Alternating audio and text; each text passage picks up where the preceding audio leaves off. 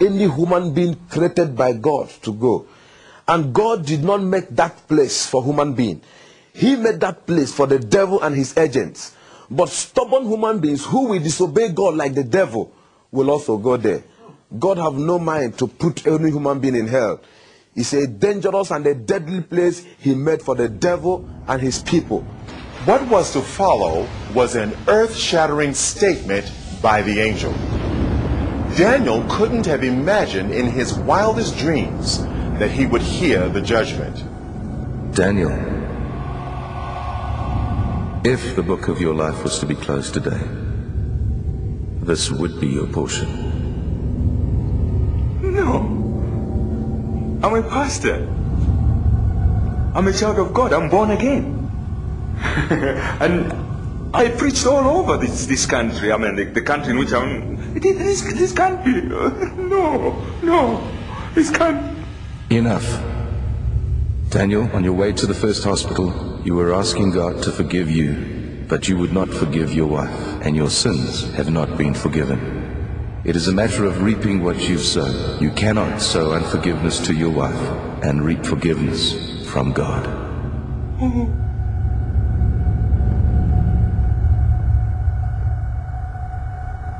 And immediately he made that statement, my spirit convinced me that what the angel told me or the judgment on me is true. I didn't say no, because I remembered that I had a quarrel with my wife on Thursday. And the little quarrel I had with my wife, I frowned on her. Then on Thursday night, she was knocking on my door. I couldn't open the door for her. Then on Friday morning, she now knocked on my door. No, on Friday morning, she woke up and I come out. She said, Daddy, good morning. I did not accept. I didn't talk to her. I kept quiet on her and I left on Friday morning. Are you getting what I'm saying now? Because my wife provoked me.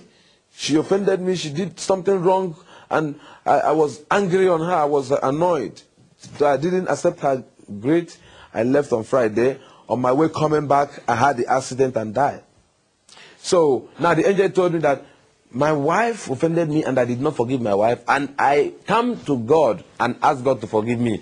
That I am not forgiven. That this place should be my portion. I now cry. I did not say no. I did not reject the judgment. The judgment was true to me because I know in my heart I was angry with my wife. I was thinking of what to do on her. I was thinking of, my wife slapped me. My wife slapped me. What am I going to do to her?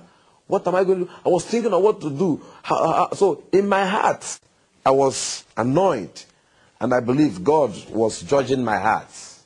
So he said to me that I didn't forgive my wife, that I'm not forgiving. So while I was crying, shouting and shouting, I was not crying that God. I was only saying, you see how I destroy my soul? Look at how I destroy my soul. While I was shouting and crying, I was afraid. Tears was all over me. I was panicking because that place is not good for anyone. And the way everything was looking, nothing. If God went to put me inside hell, nothing will prevent him. Because while we are discussing, some group of people, thousands of people, we are being sent into hell.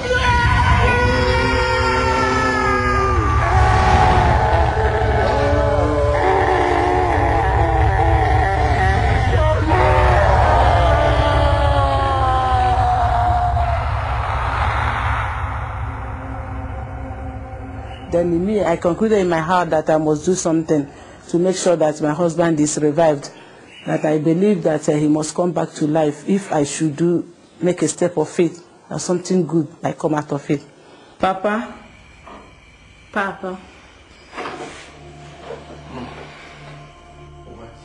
we'll take his body to church. What? Guinea? We must take Daniel's body to church. Madam, my daughter, Daniel is dead and is gone. He will come back to life, I know it. Naka's father-in-law dismissed her request to remove the body from the mortuary. But meanwhile, on the other side of town, things were working miraculously in her favor.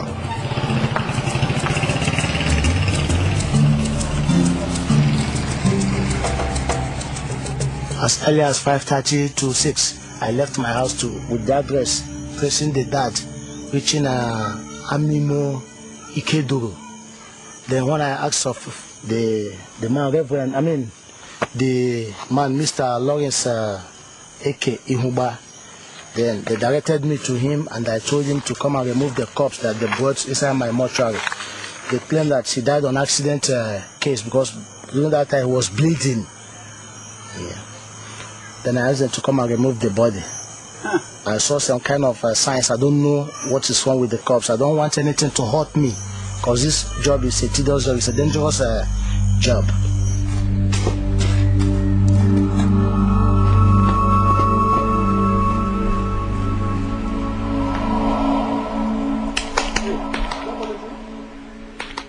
Morning, Joba. What brings you so early? I want that body out of my morgue. Why? Why? Things happened last night. What thing happened? What happened? Sounds of music coming from his room. Oh, calm down. The music may have come from the village. They were villagers marrying. What does that got to do with the dead? Not that. What exactly? This is no dream.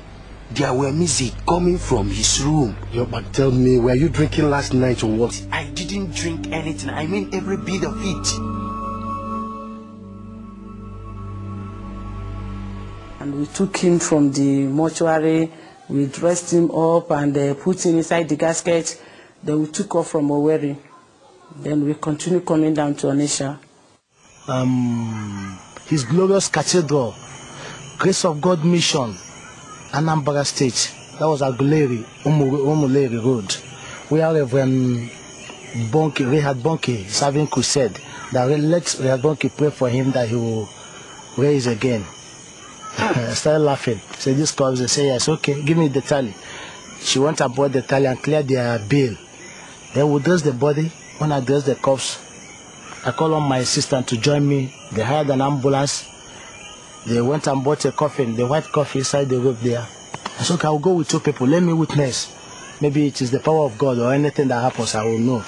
So when we arrived there with our siren, there was tension all over.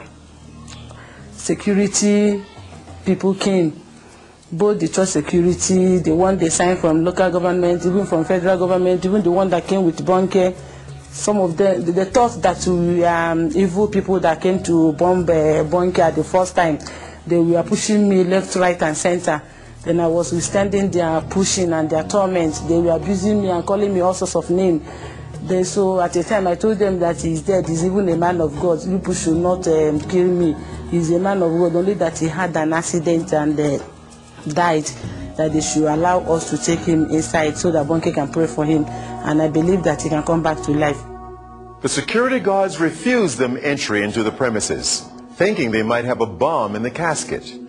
The procession was redirected to a facility in the back of the church.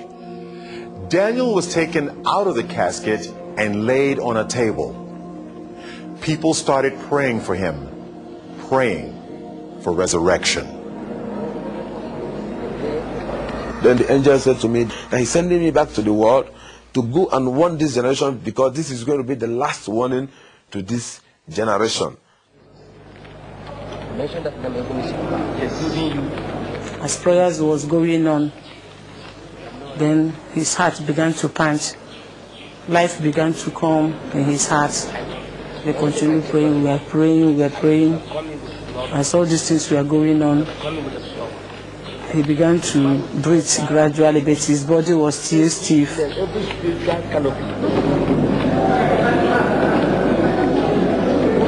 I saw myself being held of a lot of people. I was